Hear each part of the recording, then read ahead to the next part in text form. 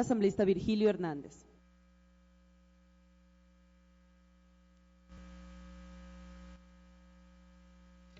Gracias, presidenta. Colegas asambleístas, he escuchado algunas de las intervenciones que aquí se han planteado. Igual que a veces decimos que algunos productos vienen con falla de fábrica, después de escuchar las intervenciones, yo tengo que decir que algunos empresarios y algunos representantes de los empresarios también vienen con falla de fábrica, también vienen con falla de fábrica. Y entonces tienen conceptualmente, creen que la inversión va a un país si es que hay menos impuestos, y se olvidan que un factor clave para la inversión es que desarrolle y potencialice el mercado interno. Entonces, creo que es importante que reflexionemos, dejando de lado el rentismo al que han estado acostumbrados también ciertos sectores que, como decía el asambleísta Aguilar, son empresarios, porque buscan en esta actitud rentista siempre sacarle provecho al Estado, siempre buscan obtener del Estado más allá de lo que efectiva y racionalmente se puede establecer, no viendo el interés de los empresarios, porque aquí ninguno de nosotros, ninguno, ni los de país ni los que no son de país, somos recaderos de los empresarios ni de ningún otro sector por poderoso que sea. Aquí tenemos que responderle sobre todo al pueblo ecuatoriano, más que llevarles noticias y novedades a los empresarios, tenemos que responderle al pueblo ecuatoriano. Y por ende, no nos toca ver únicamente lo que sea beneficioso para los empresarios, sino nos toca ver lo que sea beneficioso para el interés del país. Y eso es efectivamente lo que pretende esta norma. ¿Qué es lo que ahora se ha hecho? ¿Y qué nos demuestran los datos? Nos demuestran efectivamente que se ha manejado responsablemente la economía, a pesar de ser este un año difícil. En este año difícil, los ingresos permanentes son superiores a los gastos permanentes. En este año difícil, no se han tomado medidas que han castigado al pueblo, se han tomado más bien medidas que han incentivado la producción nacional. En este año difícil, no se ha dejado de cumplir con todo lo que tiene que ver con lo social para cerrar las brechas, ni tampoco se les ha disminuido un centavo a los gobiernos autónomos centralizados. Se ha actuado responsablemente. Y precisamente lo que ha permitido que no colapse la economía es la inversión pública que se ha realizado. Y no es que ahora se busca incentivos para el sector privado, no es que ahora estos incentivos, como ya se planteó en una intervención anterior, se han establecido desde el primer día de gobierno, porque aquí hay un criterio también, y es el criterio de que este socialismo del siglo XXI, este criterio de que el socialismo del buen vivir se asienta también en desarrollar la producción. Por lo tanto, no es la primera vez que se establece incentivos para los empresarios, pero siempre hemos dicho, estos incentivos tienen que tener unos límites. ¿Cuáles son esos límites? El que convenga al interés nacional, el límite de la Constitución, el límite de que no afecte ni lo ambiental ni lo laboral, es decir, que pueda ser beneficioso para el país. Y eso es lo que se le está planteando ahora en este proyecto. Buscar la participación del sector privado para obras de beneficio público. Eso es lo que busca este proyecto. Y por eso hay necesidad de que en este proyecto podamos establecer y afinar algunos elementos que son fundamentales. Me voy a permitir señalar algunos de esos elementos que tienen que ser revisados de cara al segundo debate. El primero, es conveniente que en el artículo 2, en el numeral 1, no se abra todo el sistema competencial, sino únicamente a las obras, bienes y servicios del gobierno nacional y de los gobiernos autónomos descentralizados.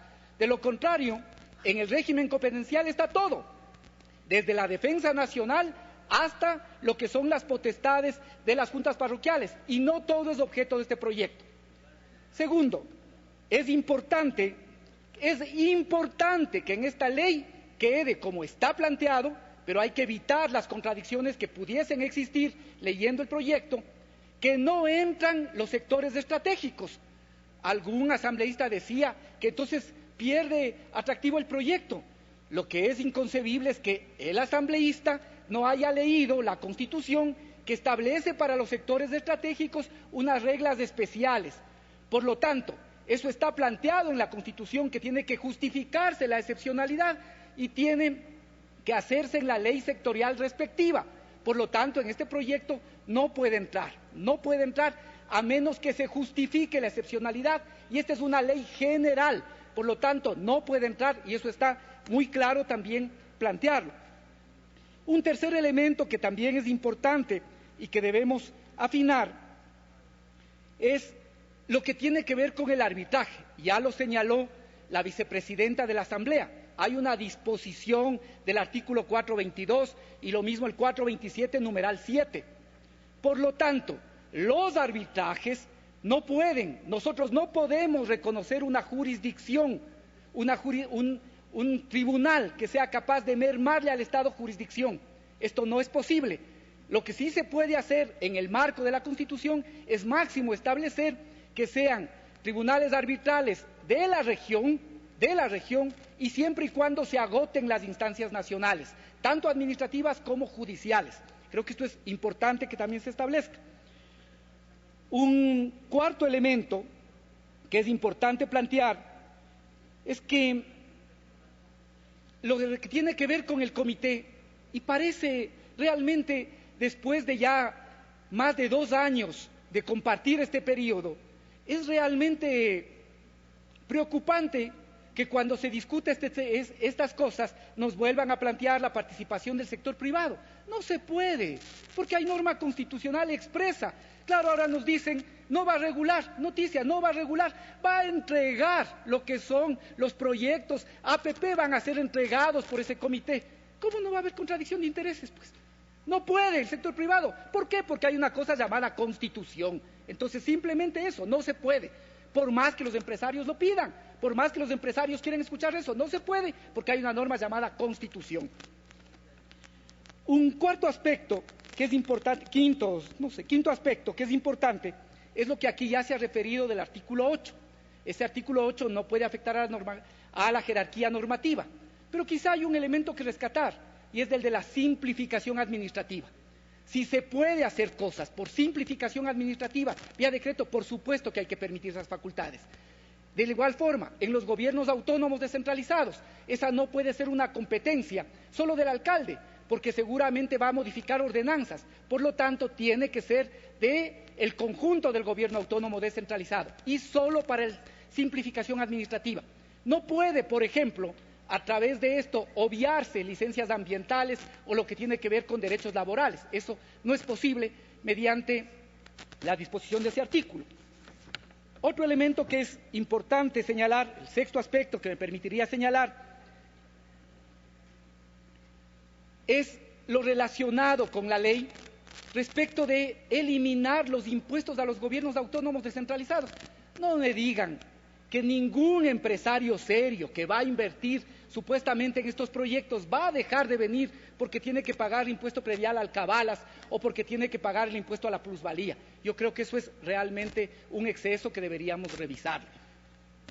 Un séptimo elemento que planteo es que debe quedar muy claro que no puede dejar ni un solo camino abierto para la privatización. Esta ley es una ley de incentivos público-privados que establece unas finalidades precisas y no puede dejar ninguna puerta abierta para la privatización. Por lo tanto, hay que establecer en armonía el 2.5 con el 2.14 y también con la reforma que se está planteando al Código de la Producción. Tiene un minuto, asambleísta. Gracias, presidenta.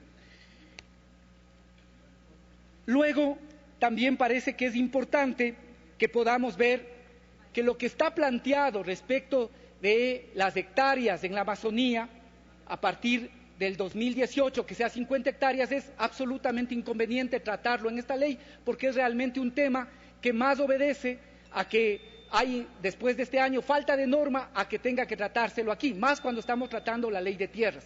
Y entonces me parece inconveniente establecer otros otros porcentajes que no son los que están en la ley de tierras. De igual forma, aquí la presidenta de la comisión ha planteado, y me parece importante que podamos recoger, que en estos proyectos no se beneficiarán del IVA, de la devolución de IVA, sí impuesto a la renta, impuesto a la salida de divisas, en los términos que está en la ley, pero no el IVA, porque eso también afectaría a la dinámica de la economía. Esto también es importante. Y de igual forma, creo que es importante señalar que es importante definir que hay que mirar que a propósito de esta ley no se generen otras figuras elusivas. Me parece que ahí hay algunos elementos que pueden permitir mejorar la ley y de esa manera también tener una norma que sí incentive la inversión, pero sin afectar a lo que está dispuesto en el marco constitucional. Gracias, presidenta. Gracias, Asamblea.